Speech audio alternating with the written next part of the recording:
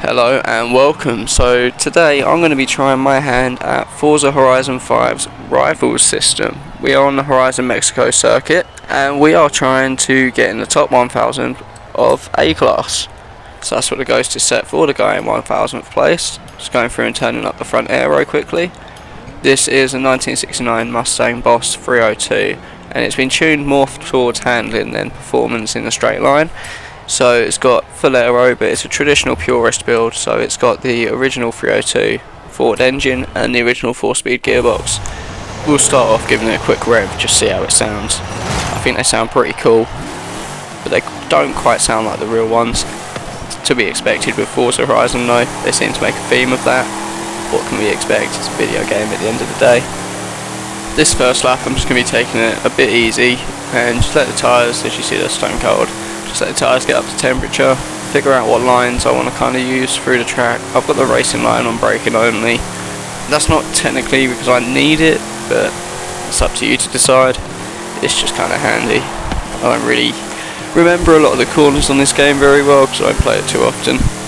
It's definitely not quite like back in the days of Motorsport 7 when I used to play that. I used to absolutely sweat that game out all night long.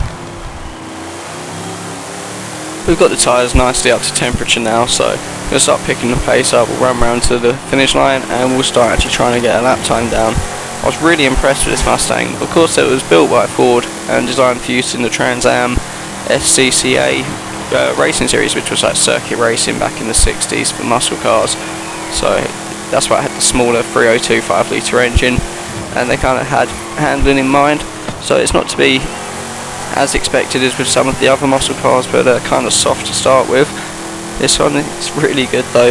It's got, like I say, mainly handling upgrades, so it's got full suspension on it, which I've done what I usually do to balance the weight on the springs, going off the actual body weight of the car, and it really does work quite well. Look at this, a lot of grip. I just can't get my line through this corner amazingly, so I'm a bit late onto the power getting onto this straight. I love this hairpin up here though, it's really good. It really amazed me how responsive this car was. I expected for an old Mustang it to be a bit lethargic, a little bit slow and a bit understeery maybe turning in. Forza's usually not too kind to them. This corner I messed up a little bit, but the car still makes it round lovely. You get on the power and it just tightens up and grips even more. So I have to say I really am pleased with this car.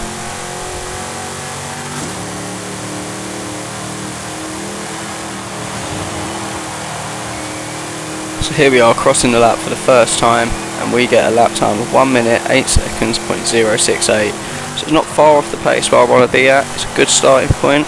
I'm not sure how much time I'll be able to chip off of that though.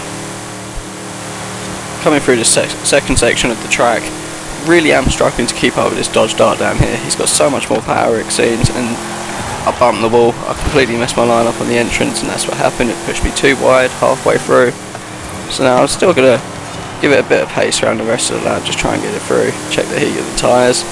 And as we see, the inner and the centre are nice and hot, the outer not so much, and maybe I am running a little bit too much camber. Maybe I could turn the camber down just a little bit. But as you see, when the outside tyre is nice and equal. So lap 2 we got a dirty lap, on to lap 3, see if we can do better.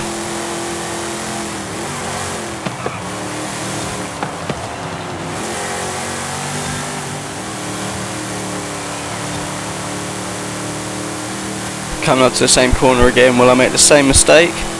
Bit of a wider, cut tyre a bit late. I shouldn't have tapped the brakes here, I've lost too much speed, but we're nice and tidy, so maybe we will get a good lap time. Cutting in nice and tight, get on the power. Drop to first gear just to see if the revs would help it through. Not sure if it did. Probably could have left it in second gear. This corner I think I absolutely nailed though. Down to second gear on the power and just drive it through. Flat out through here. Don't lift, pure grip. And we're across the line, 1 minute 7.968. So a little bit faster, but we still got a long way to go. Here on the first corner, I go and ruin the whole lap by running wide, losing loads of time and bumping the wall all in one go. So we'll speed run through here.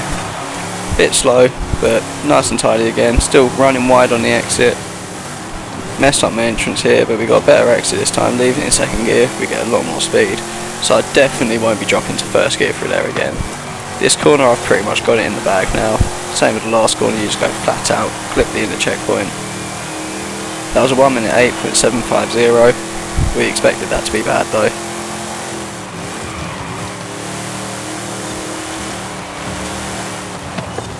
What happened here was I tried to run tight on that first corner, thinking it was going to be the fastest way round. But leaving it in third gear when I got on the power, I just understeered into the wall, ruining the whole lap again. So we'll speed run through here. Pretty much nailed these last few checkpoints though, and the hairpin was pretty good this time. Running a bit wide here, but it doesn't matter because I've already ruined the lap, so just trying to get to the checkpoint here and finish the race, well, finish the lap. So try again, lap 6, see the Dodge Dart speed away right at the start, and we'll cut tight here, and hopefully down to second gear, yeah, we'll keep it on the track. That was actually quite good, so might be onto a good lap here if I can hold it on the track. I go in and dive a little bit too tight here, and that makes me go wide on the second half of the corner, so I think I've lost a few tenths, maybe half a second there. So let's try and make these last few corners count, getting on the power. Try and keep it clean, running wide, because that's what the Dart's doing, it seems to work for him. This corner, stick to how I know it, flat out through here. As you see, we're not going quite as fast as we was the other lap, so we only got 1 minute 8.23, as predicted, a little bit slower. I feel like this lap's going to be it though. Cutting it nice and tight, staying third with the throttle on the power, that was it, that's how we need to do this. Dart's not that far in front this time, clip the inside on the brakes, down a gear, on the power, oh, a little bit of oversteer. Without the slide, that would have been a perfect corner, I think. We're closest to the Dart that we've been so far, so this has got to be a good lap. Cutting in really tight here, just clipping that checkpoint, back out to the outside as we get on the power, and then run it straight down here. See 126 much faster through there. So unfortunately when I was filming this I didn't realise when you click record from now Xbox limits you to 10 minutes, so that's unfortunately all the footage I've got. It gives me a chance to quickly go over the specs though. So it's 475 horsepower, it weighs 2,700 pounds, it has 427 pound-feet of torque, and it has a 6 litre V8 because I've upgraded the block which bores it out from 5 litres to 6 litres. And it's a really good handling car as you can see by the Forza stats. So that's going to be that for today. I thank you for watching. If you want the tune, let me know in the comments below and I'll put it on the storefront and share the link code to it. If you want to see more like this, once again let me know in the comments below or hit the like button and I'll try another car or another track and we'll see how well it can do, or I'll go out again in this and see if we can actually get closer to that Dart. Thanks for watching and enjoy the rest of your day.